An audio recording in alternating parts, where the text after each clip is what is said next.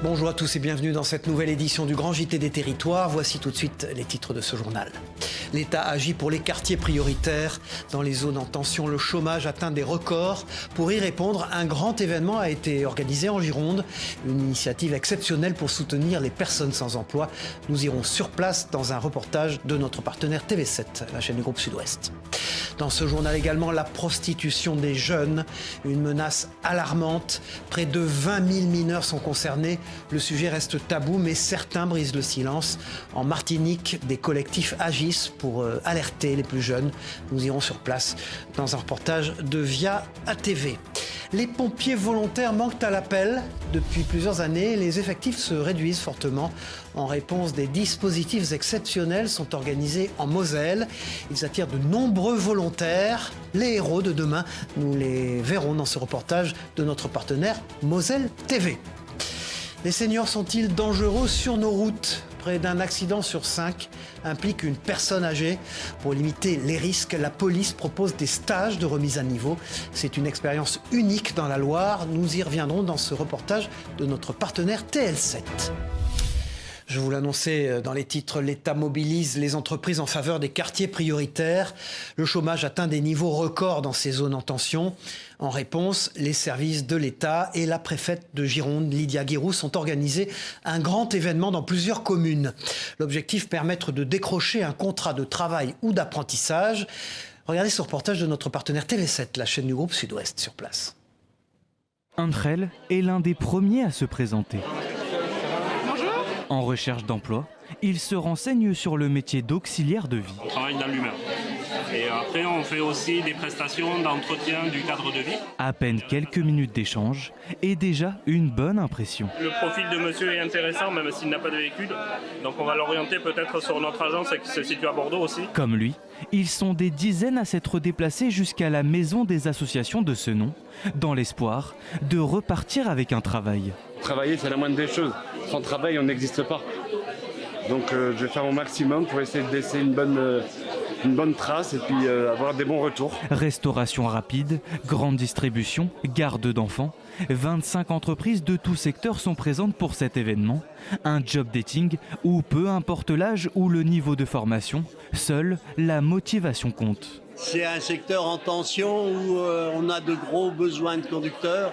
Et toutes les opportunités sont bonnes à prendre, donc on fait beaucoup de salons. Venez comme vous êtes et je trouve que c'est important d'avoir cet état d'esprit-là et de rencontrer les gens vraiment dans leur fief, entre guillemets. En Gironde, dans les quartiers prioritaires, 18% de la population est au chômage, soit près de 75 000 habitants. C'est 2 fois plus qu'ailleurs. J'en fais partie, je suis dans un quartier prioritaire et c'était difficile au bout d'un moment, mais là je trouve que ça va, ça s'améliore. C'est une question de détermination, de motivation. Peu importe les préjugés, il faut y aller, tenter sa chance parce que qui ne tente rien n'a rien, quoi. Au total, près de 250 personnes se sont réunies ici à ce nom pour cet événement organisé par la préfecture de la Gironde. Et bonne surprise, une petite dizaine d'habitants sont déjà repartis avec un CDI et commencent dès la semaine prochaine. Et puis la prostitution devient un véritable fléau chez les mineurs. Près de 20 000 jeunes sont concernés. Une réalité alarmante qui apparaît souvent comme un tabou. En Martinique, vous allez le voir, un mouvement brise le silence et intervient dans les écoles pour alerter sur cette menace. Ateliers interactifs, séances d'information, soutien psychologique aussi. Les solutions sont nombreuses. Regardez ce reportage d'Hélène Sérignac pour notre partenaire Via ATV sur place. Tantôt glamourisée, tantôt banalisée, la prostitution des jeunes progresse. Sujet tabou, situations diverses, difficile de chiffrer le nombre de victimes et difficile d'évaluer le degré de danger auquel elles sont soumises. Selon les spécialistes, on assiste à l'ubérisation de la prostitution, rendue plus accessible grâce aux réseaux sociaux et aux plateformes qui proposent du contenu à caractère sexuel en l'échange d'une participation financière. Pour les jeunes, la dimension virtuelle de l'échange ne permet pas toujours d'identifier des pratiques prostitutionnelles. Je ne sais pas si ça s'apparente vraiment à la prostitution, mais je pense que ça se rapproche dans le sens où il faut payer de l'argent pour avoir le contenu, mais comme il n'y a pas le contact direct physique avec la personne qui paye, je dirais que non. Parfois, l'appât du gain est fort, mais les risques sont sous-estimés. Mettre le doigt dans l'engrenage peut avoir des conséquences catastrophiques. En général, quand on commence à acter le fait de vendre une partie de son corps sur un réseau en échange d'argent, on se dit qu'on est commercialisable, que notre corps est vendable et marchandable et a une valeur marchande. À partir de là, cette barrière-là, elle est cassée. C'est de ça dont vont se saisir les agresseurs et les hommes qui sollicitent ces jeunes filles et qui vont du coup passer à la prostitution en réel. Selon une récente étude, les principales raisons qui peuvent conduire les jeunes à se tourner vers des activités sexuelles rémunérées, des conditions économiques difficiles, le manque d'éducation, le chômage et l'absence de perspectives d'avenir stables. Voilà, et puis c'est un nouveau remède contre la maladie d'Alzheimer que nous allons vous présenter, l'équithérapie, qui permet de soigner des patients grâce aux chevaux. Une prise en charge atypique qui présente des effets spectaculaires, vous allez le voir. Chaque semaine, dans les Bouches-du-Rhône, ce groupe accompagne des centaines de personnes grâce à cette nouvelle pratique. Rudy Dahan est allé à leur rencontre pour notre partenaire de la Provence. Regardez. Impeccable. Est-ce que vous vous rappelez la deuxième étape du parcours ? Il faut faire le slalom. Le slalom, c'est ça. L'équithérapie pour prendre en charge les patients atteints de la maladie d'Alzheimer. C'est ce que propose l'association ECUS, qui reçoit chaque semaine 4 patients adressés par France Alzheimer, avec un accompagnement spécifique dispensé autour du cheval par des équithérapeutes.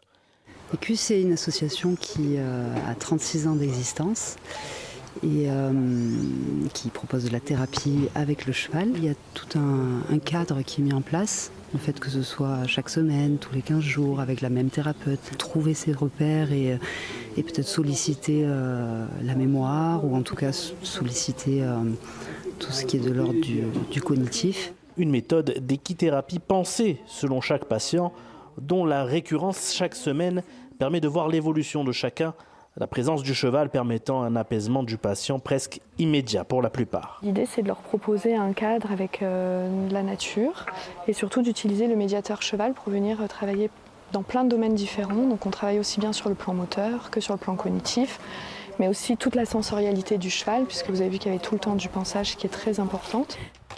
Impeccable. À la première séance, il était même sur, comme on dit, un petit nuage. Il espérait être repris pour les prochaines séances. Quand il sort de cette séance, il a un apaisement total.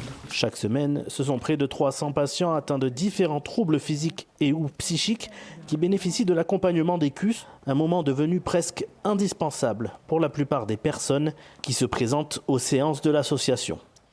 Et puis sachez aussi que dans les territoires, les dons de sang se font parfois rares et la Corse ne fait pas exception.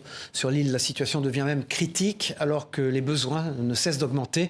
En réponse, une grande collecte a été lancée à Calvi en Haute-Corse. L'objectif, encourager la population à donner de son sang et rappeler l'importance de ce geste vital. Un reportage signé Lou Caméo et Alexis Baudin de notre partenaire Télépaésé. Il est midi au complexe sportif de Calvi. Plusieurs volontaires sont déjà là. Ils ont répondu à l'appel du comité régional de Corse des donneurs de sang bénévoles. Une présence précieuse car les stocks de poche diminuent d'année en année. Ce que l'on fait, c'est que les gens remplissent un questionnaire à l'extérieur, montent s'inscrire. Ensuite, je les vois en entretien médical. Si tout est OK, en fonction s'ils ont bu ou mangé, ils pourront passer directement au prélèvement. Aujourd'hui, on a un petit problème, c'est qu'on distribue environ 13 000 poches sur la Corse par an. Ce sont les chiffres de 2023.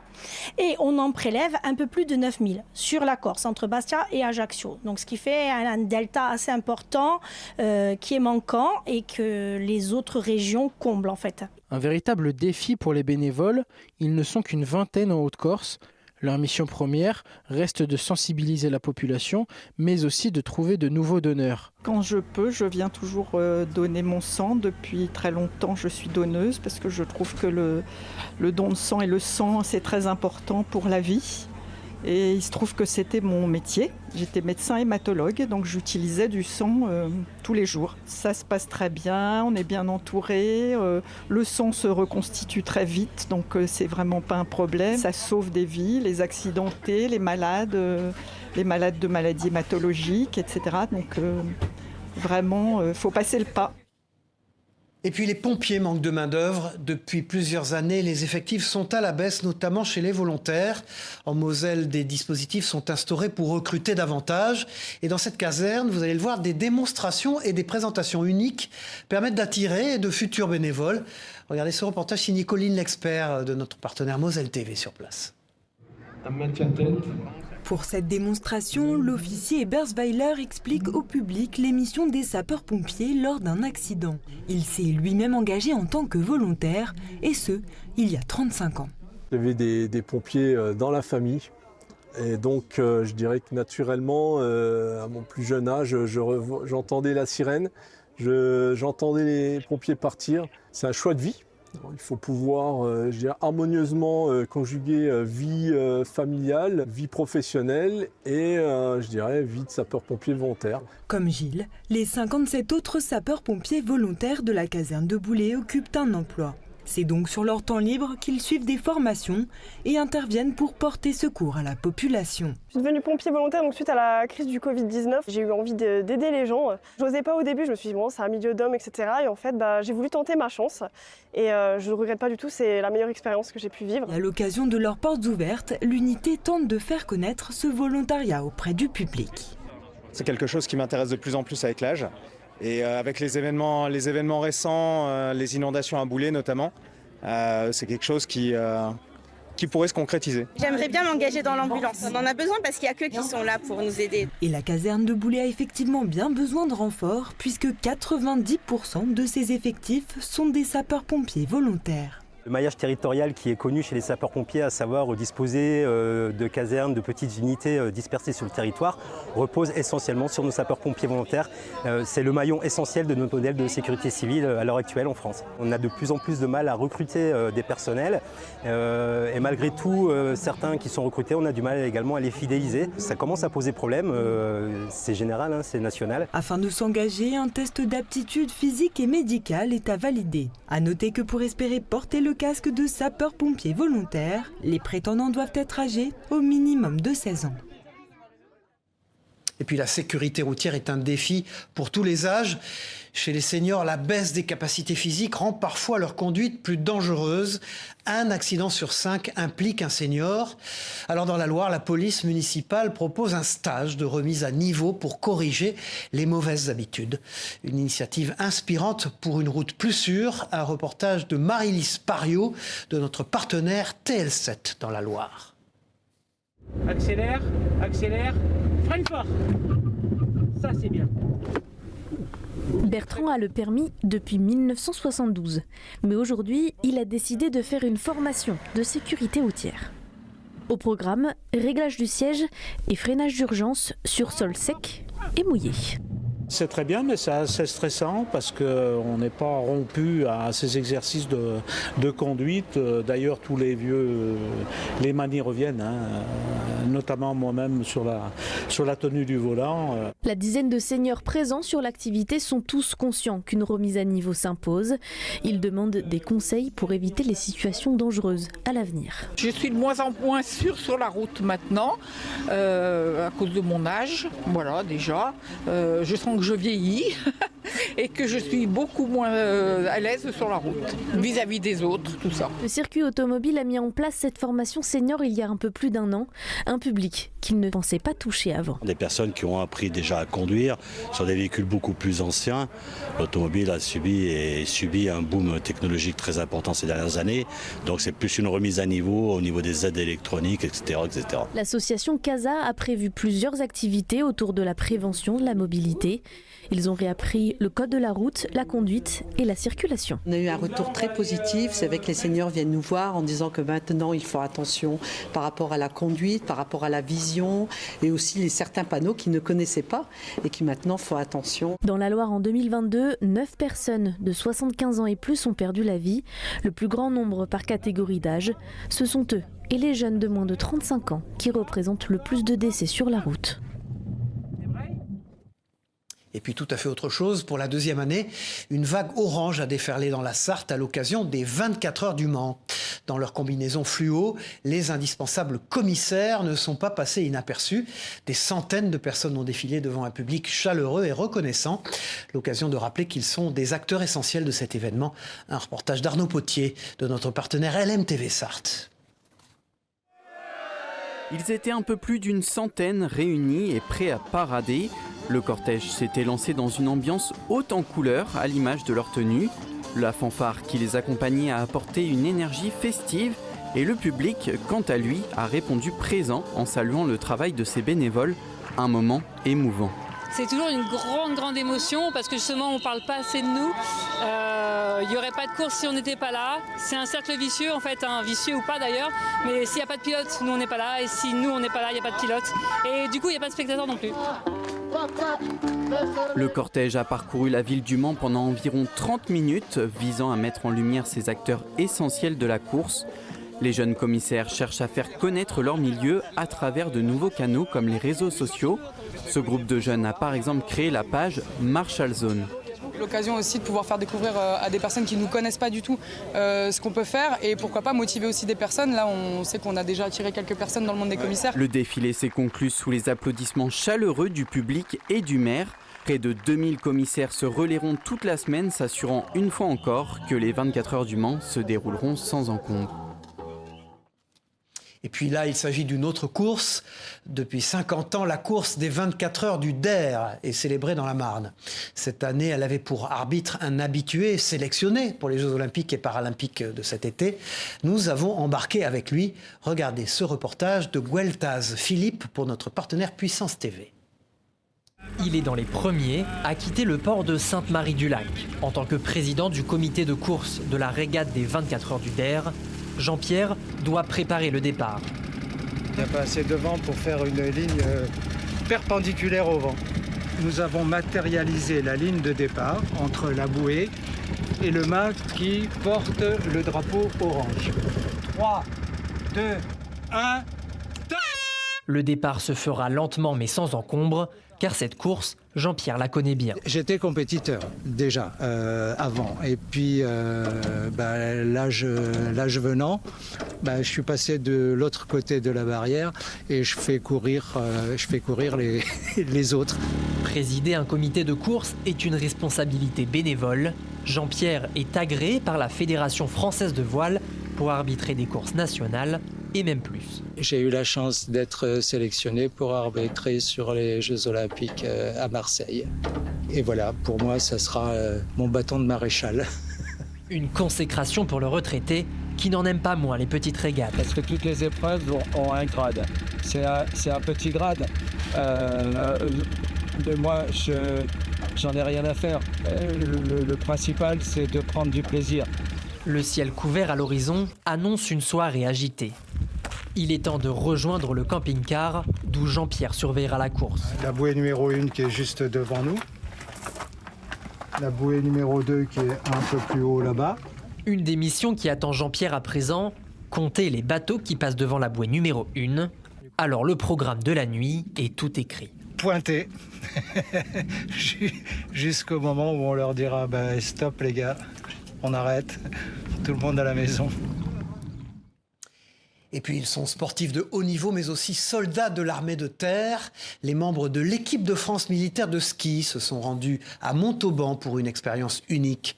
Pendant une semaine, ils ont effectué un stage de cohésion au sein du 17e régiment de génie parachutiste. Un reportage signé Emmanuel Jaude pour notre partenaire 8 Mont-Blanc sur place. C'est en treillis et au garde à vous que ces habitués des podiums perçoivent leur ordre de mission. Ski alpin, ski cross, de fond ou encore para-snowboard cross, 14 disciplines sont représentées au sein de l'EFMS, l'équipe de France militaire de ski. Après les commandos de la marine ou encore la Légion étrangère, c'est le 17e régiment de génie parachutiste qui a ouvert ses portes aux athlètes. Des troupes d'élite qui ont mis à rude épreuve le physique et le mental de tous ces sportifs de niveau olympique ou paralympique. Des trucs dans l'eau, c'est le premier stage où je fais vraiment des trucs dans l'eau comme ça, c'est cool. Et, c'est vraiment des super occasions pour nous de côtoyer aussi des personnes Riche d'expériences dans différents univers. Une immersion au travers d'activités atypiques pour des sportifs mais qui permettent de mettre en valeur les similitudes entre les carrières de soldats et de compétiteurs. Les valeurs sont les mêmes, rigueur, engagement, dépassement de soi, défendre les couleurs du drapeau. C'est sûr que là, c'est les mêmes valeurs. Et puis oui, c'est un échange de bons procédés parce que les gens du 17, là, ils vont découvrir des athlètes incroyables. Ils vont peut-être échanger avec des pros du tir en biathlon à 22 longs riffs à 50 mètres. Et puis eux, ils vont leur dire, nous, quand on tire au HK 416 à 200 mètres, il se passe ça. Et puis ça fait des superbes échanges. Une affinité évidente et également facilitée par un programme étudié dans ses moindres détails. En effet, pendant 5 jours, de nombreux spécialistes ont été mis à contribution pour faire découvrir aux champions français tous les savoir-faire du régiment. Entre les manipulations d'explosifs, les entraînements au tir ou de sauvetage en zone de combat, la cadence est soutenue. Un rythme dont s'accommodent la plupart des sportifs qui n'attendent pas pour transposer ces expériences à leurs spécialités respectives. Comment eux ils abordent une mission à risque ou comment ils vivent une situation à risque. Moi c'est quelque chose qui m'enrichit parce que y a des fois dans des courses où je vais pas être à mon top, où je vais avoir peur. Et finalement on se dit eux ils ont mis ça en place, ok, est-ce que moi je peux m'en servir pour moi mon sport, ma course et en fait on se rend compte qu'il y a pas mal de choses intéressantes à récupérer. Ouais. De son côté, l'équipe de France assure en retour une certaine visibilité au régiment via les réseaux sociaux des athlètes et les histoires de leurs aventures chez les paras de Montauban qui les ont accueillis. Et puis direction l'Isère dans ce journal pour une escapade souterraine. Parmi les merveilles de la région, les grottes de la Balme occupent une place bien à part. Le site abrite plus d'1 kilomètre d'exploration où se mêlent touristes et chauves-souris. Avec des températures très fraîches sur place, le site est aussi un moyen d'éviter le choc thermique pendant les chaudes journées estivales. Regardez ce reportage de notre partenaire Télé Grenoble. Donc là, il y a un petit passage assez étroit, il faut vraiment se faufiler. Et faire preuve vraiment de souplesse. Mais il faudra aussi faire preuve d'humilité face à la beauté naturelle de l'une des 7 merveilles du Dauphiné. Dans le Nord-Isère, les grottes de la Balme offrent au public un spectacle riche en découvertes et en histoire dans l'espace naturel sensible des coteaux de Saint-Roch. On rentre par un porche qui fait à peu près 35 mètres de haut, donc déjà ça c'est déjà impressionnant. Ensuite on arrive dans un espace très ouvert avec des dimensions de cathédrale, on y trouve des lacs, on y trouve des labyrinthes aussi, 2 labyrinthes qui sont très spécifiques des grottes, on y trouve des gourds, donc ces petits bassins qui sont tout à fait magnifiques. Donc ces passages ils sont formés tout simplement avec le passage de l'eau pendant des milliers d'années. Alors ici vous avez une formation un peu particulière qui s'appelle une marmite de géant. Qui est une formation complètement naturelle. Ça se forme de manière assez simple. On a de l'eau qui va couler, qui va tourbillonner et qui va emporter avec elle des cailloux ou un peu de sable. Ça fait une d'érosion mécanique assez simple à comprendre. Et donc celle que vous avez là, cette marmite de géant, elle a environ 130 000 ans. Ce qui fait aussi la particularité des grottes de la Balme, ce sont ses habitants. Elles sont réputées pour héberger une grande variété de populations de chauves-souris. Les grottes accueillent différentes espèces d'oiseaux dont certaines sont rares, comme des rapaces nocturnes, en plus d'avoir ouvert la porte à quelques mammifères, eux aussi extrêmement rares. Donc là on s'engouffre dans le labyrinthe de François Ier. C'est une peinture d'un artiste lyonnais qui s'appelle Théodore Lévigne et qui a été réalisée en 1882. Elle est là pour commémorer un événement historique majeur à la fois pour le village mais aussi pour les grottes, à savoir la venue de François Ier en personne aux grottes de la Balme, en 1516. Entre histoire, géologie et écosystème, les grottes de la Balme sont la promesse d'une évasion à la découverte des travaux époustouflants de l'architecte la plus talentueuse au monde, la nature. Alors si vous avez le rythme dans la peau, c'est le moment de regarder ce reportage, car c'est l'un des objectifs de ces jeunes talents. Lors d'une compétition de breakdance, un style bien particulier, ces enfants se sont affrontés sous l'œil de professionnels. Cette compétition à Trappes dans les Yvelines prend de l'ampleur l'année même où le breakdance entre aux Jeux Olympiques. Un reportage exclusif de Mélanie Poquet et de Clara de Frutos pour notre partenaire TV78 dans les Yvelines.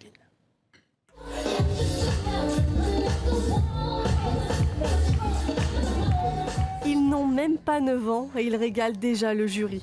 La catégorie la plus jeune de cette 3e édition ouvrait la compétition face à des professionnels de renom comme Choupi, Dimitri, Youyou ou encore Sekani.